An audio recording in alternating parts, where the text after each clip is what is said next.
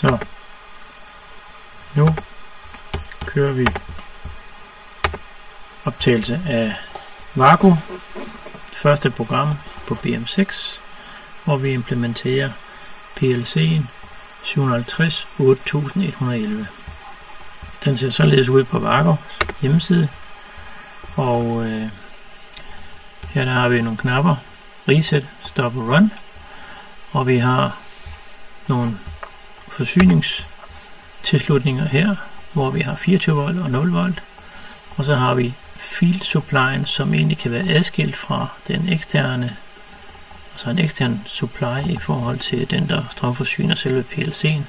I vores tilfælde, der bruger vi den samme, så vi har kun én strømforsyning til at forsyne med. Og så har vi K-bussen, som sidder her med kontakter her, hvor vi sætter moduler på. Så det her, det er PLC'en i sig selv, uden nogen ind- og udgang.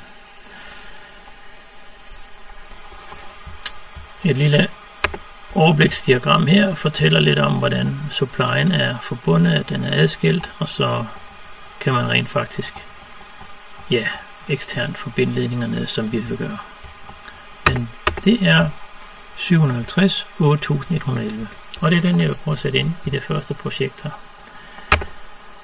Så nu går jeg lige over i Codesys, og den version jeg har er Codesys version 3.5 SP19 patch 7. Hvis ikke det er den samme som du har, så sørg lige for at I gruppevis har den samme, så I kan bruge det samme firmware til jeres projekt. Og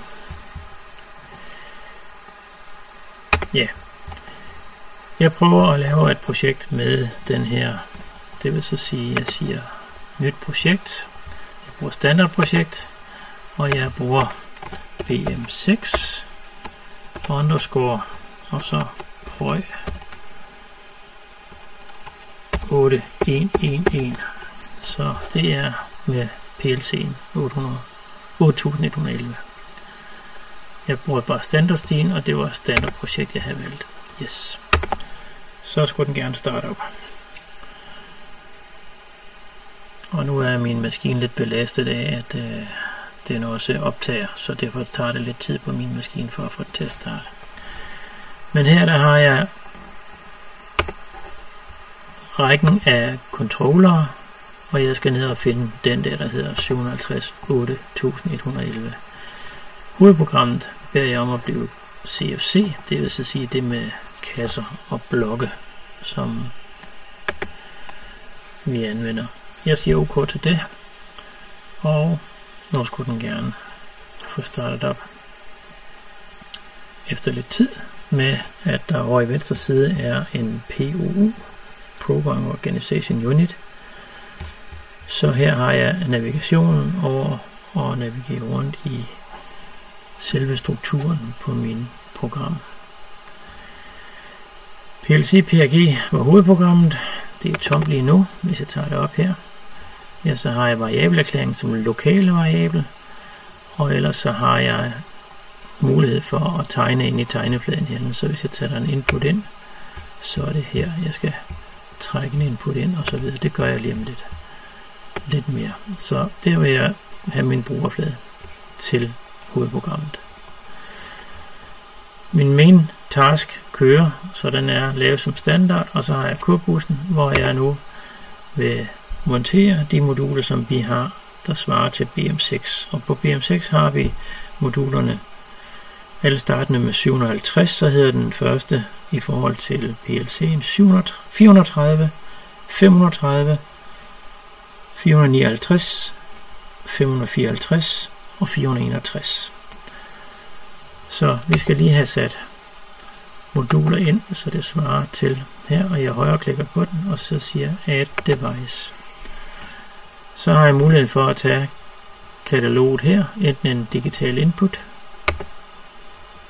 og 430 vil så komme her, hvis jeg fanger den her, eller jeg kan gå over og søge, så jeg skriver 750-430. Så skal den søge det modul frem. Så om man bruger browseren, eller man søger på den her det er en smagsag. Nu tager jeg den øverste her, som jeg har her. Det er den, som skulle passe til vores hardware.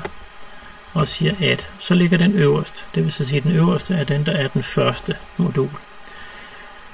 Nu har jeg lagt søgningen her, og nu den næste, det er 530. Så kan jeg snyde lidt med at kunne tage den, og jeg tager den øverste igen.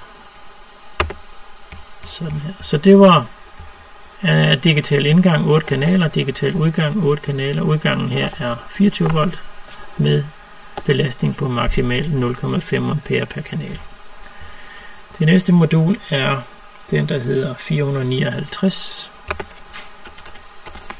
459. Og det var 4 analog input kanaler 0 til 10 volt. Ind med den på tredje position.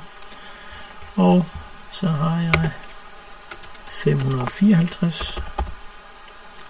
Og 554, det er 2 analog udgange 24 mA. Tager den øverste igen. Og den sidste, som vi har, er 461. Og det er 461, det er den til PT100 moduler. Så der er 2 kanaler PT100, som vi har. Vi tager den øverste. Det er det, der passer til vores hardware. Så har jeg nu de 5 moduler. I vores fysiske verden, så sluttes den af med et afslutningsmodul, der hedder 600. Det skal vi ikke sætte ind. Så nu er hardwaren på plads. Jeg gemmer lige en gang. Og hvis man lige kigger, så er der en lille pil her. Eller ved min mus er der en lille stjerne. Og stjernen viser rent faktisk, at jeg endnu ikke har gemt mit projekt. Så nu gemmer jeg projektet. Og så er stjernen væk. Så når jeg laver nogle ændringer, så vil stjernen markere, at der er noget, der ikke er gemt. Jeg lukker hardware-kataloget. Tilbage til min lille flip-flop, som jeg prøver at lave til at starte med her. Der har jeg PLC PRG, og der satte jeg lige en input ind. Nu har jeg en idé om, jeg vil lave en flip-flop. Sådan en set reset funktionalitet for at have lidt latch funktion. Så jeg har en starte 1, vil jeg kalde den. Eller start it, stop it og run it. Og hvis jeg prøver at tage en boks ind, så kan jeg så sige, hvad er det jeg skal have. Jeg skal have en overkreds ind i min boks, og jeg tager en boks mere og sætter en and-kreds ind. Så der må jeg lige flytte lidt sådan her, og så en and. Så fortæller jeg, hvad den skal være for en type. Og så har jeg min indgang, som går dertil. Og jeg har min indgang, som går dertil. Og jeg har det, som går dertil. Og så skal jeg have min output. Og min output. Så der skal vi gøre det. Sådan der. Så har jeg min output hertil. Og så har jeg tilbagekobling, således at jeg har lidt latch-funktionalitet. Så det er min logik, som jeg har nu. Jeg gemmer lige min logik her. Og den brokker sig nu over, at der ikke er nogen variabler på. Så derfor er der fejl. 4 fejl. Dem skal jeg rette. Nu vil jeg lave systemvariabler, eller det vil så sige variabler, der sidder direkte. Og min indgang, det er start 1 og stop 1, og min udgang, det er run 1. Så nu tager jeg kun lige det digitale til at starte med. Så hvis jeg går på mit modul her, og åbner mit modul, så har jeg på den første kanal, digitale indgang her, der hedder IX10. Jeg prøver at skrive start 1 her. Så skriver jeg store bogstaver. Sådan der. Og så har jeg en mulighed for at lave en stop 1. Sådan der. Så nu har jeg tilføjet variablen start 1. Stop 1, det hedder også tag-navn. Hvis jeg så kører på digital udgangskort, skal jeg lige passe på, at den første heroppe, det giver alle 8, det er en byte, men de enkelte, det er her en udgang. Så nu kalder jeg for den her run 1 med store bogstaver. Sådan der. Så har jeg nu start, stop og run. Jeg venter lige med at bruge de analoge. Men det vil sige, at nu skal jeg tilbage. Jeg vil lige gennemgang. Så nu skal jeg tilbage til PLC-PRG og have tilføjet de definerede variabler. F2 er en god tast at kende. Og hvis jeg går ned på de nederste variable globale, dem som jeg har sat her, mapping som det kaldes, global mapping, de kommer som en mapping, når de kommer ud fra hardwaren, så har jeg start 1, som jeg sætter ind der. Her sorterer jeg F2, har jeg stop, som jeg sætter ind der, og så har jeg run 1, som jeg sætter ind her.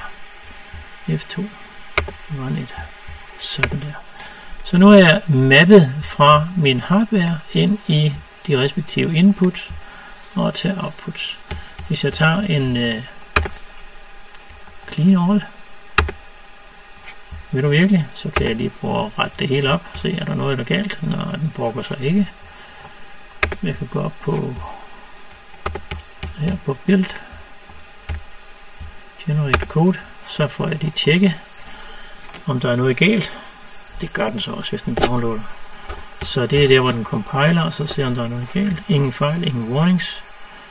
7 meddelelser om det går godt. Dejligt. Og så er det så, at hvis jeg vil prøve at undersøge, hvordan det her så ser ud, når den kører, ja, så kan jeg så prøve at gå på online og slå simulation på. Jeg har ikke nogen hardware lige nu, så hvis du går ned og simulere, så har den markeringen hernede, det er simulation. Og så kan jeg prøve at lade den logge ind.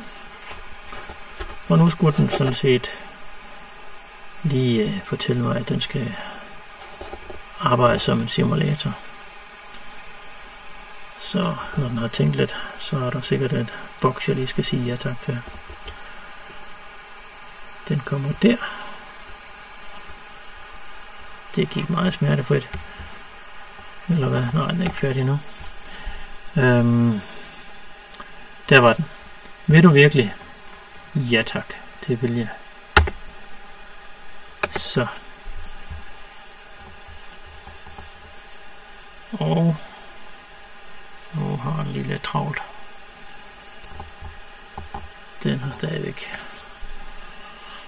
venteposition på.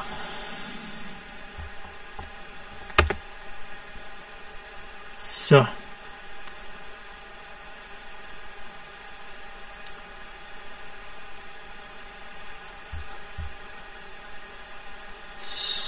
Når den er færdig, så er den ved at være. Jeg skal over i debug for at starte den. Så hvis jeg skal prøve at se, at den fungerer, så skal jeg over i debug. Min maskine er lidt presset af, at jeg lige nu optager det her. Der er ikke så meget ram i den her.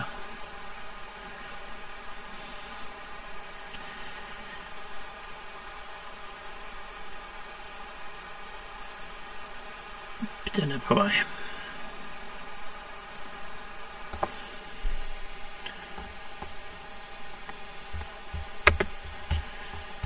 Ja.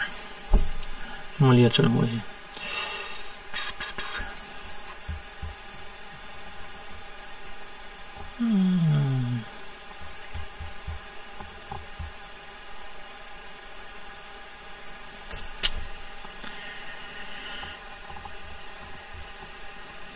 Ellers så er der faner heroppe fra, hvor at man kan gå tilbage til hardwaren og så se, hvor de var sat på. Så det er det, Codesys angiver. Og lige nu er der ikke nogen lokale variabler, fordi de ligger som mappede variabler, der kommer udefra. Så derfor så er der ikke nogen variablerklæringer heroppe. Det var, hvis det var lokalt inde i hovedprogrammet, det lå. Ja.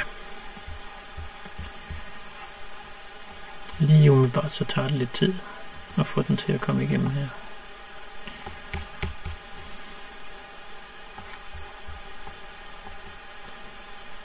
Jeg holder lige en pause på det her, og så må jeg lave en fortsættelse.